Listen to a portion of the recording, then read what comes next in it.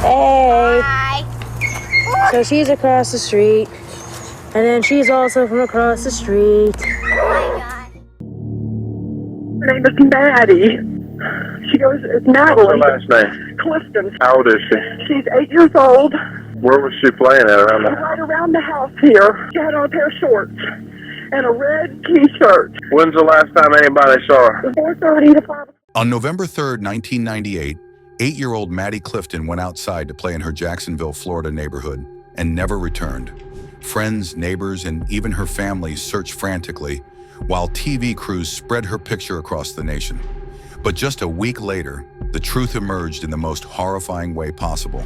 Maddie's body was found hidden in the home of her 14-year-old neighbor, Josh Phillips, the very boy who had helped hand out flyers and join in the desperate search. This is the tragic story of a childhood cut short, a family shattered, in a case that still raises questions about violence, youth, and justice. Maddie's life and family, Madeline Maddie. Ray Clifton was born on June 17, 1990, in Jacksonville, Florida. She was the youngest daughter of Steve and Sheila Clifton and had 2 older sisters who adored her. Family members describe Maddie as a cheerful, curious, and lively little girl who loved music, riding her bike, and playing outside with the neighborhood children. Her smile lit up every room, and she was known for her bubbly personality and sense of humor.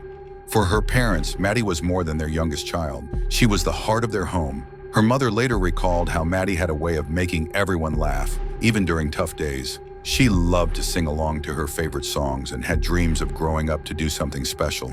Though at 8 years old, she was still full of the innocence of childhood.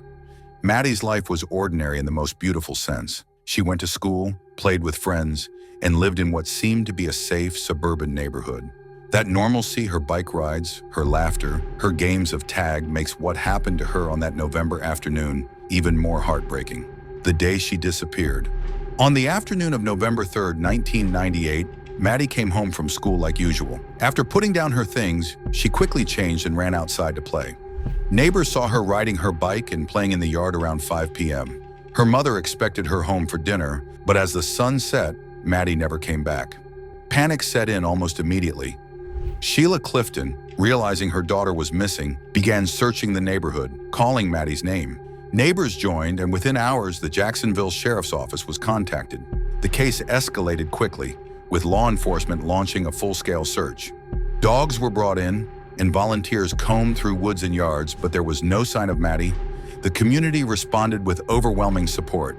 Flyers with Maddie's picture were distributed, and her story hit local and national news. For 6 long days, hope kept the family and neighbors moving, believing Maddie might still be alive somewhere. What no one knew was that the answers were much closer than they imagined right across the street. The horrific discovery. On November 10th, 1998, after nearly a week of searching, a breakthrough came in the most chilling way. Police received a tip to revisit the home of Josh Phillips, Maddie's 14-year-old neighbor. Officers had been there before during the initial search but found nothing unusual. This time, however, Josh's mother made a horrifying discovery. Under her son's waterbed, she found Maddie's lifeless body. The scene was gruesome. Maddie's remains had been hidden in trash bags and stuffed into the frame of the waterbed, where Josh slept for days while the community searched. The cause of death was brutal.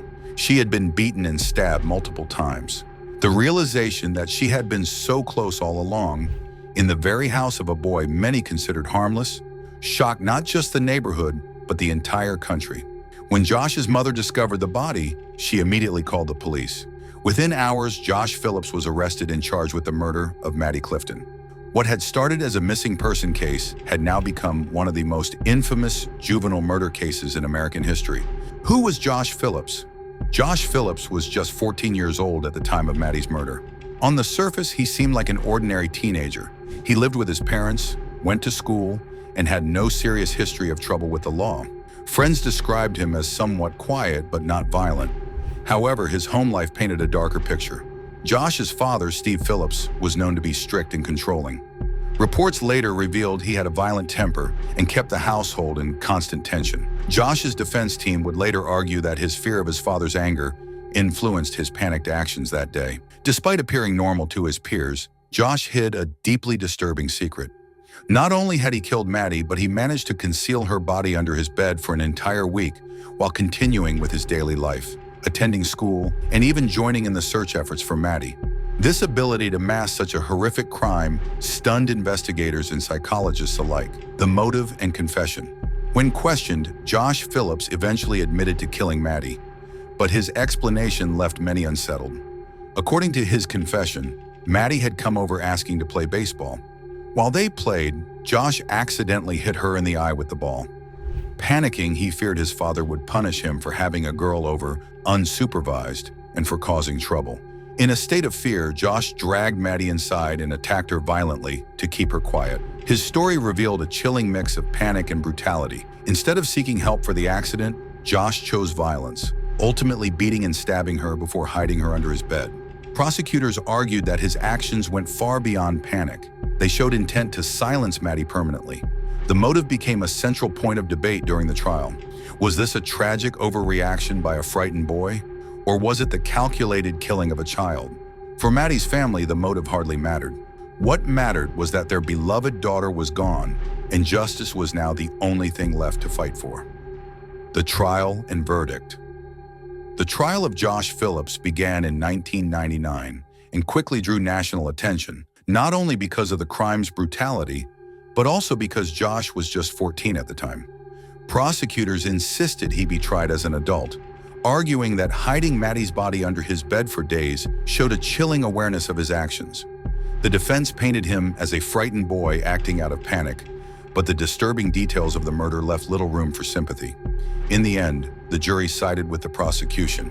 Josh was convicted of first-degree murder and, at only 15 years old, sentenced to life in prison without the possibility of parole. The ruling made national headlines, sparking debate about juvenile justice and whether such a harsh sentence was appropriate for someone so young. But for Maddie's grieving family, the verdict brought at least a sense of justice, though no sentence could ever fill the hole left by their daughter's death.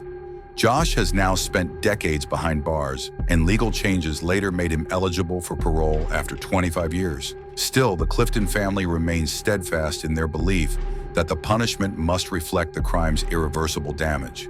For them, justice will always mean remembering Maddie not for how she died, but for the bright, joyful little girl she was.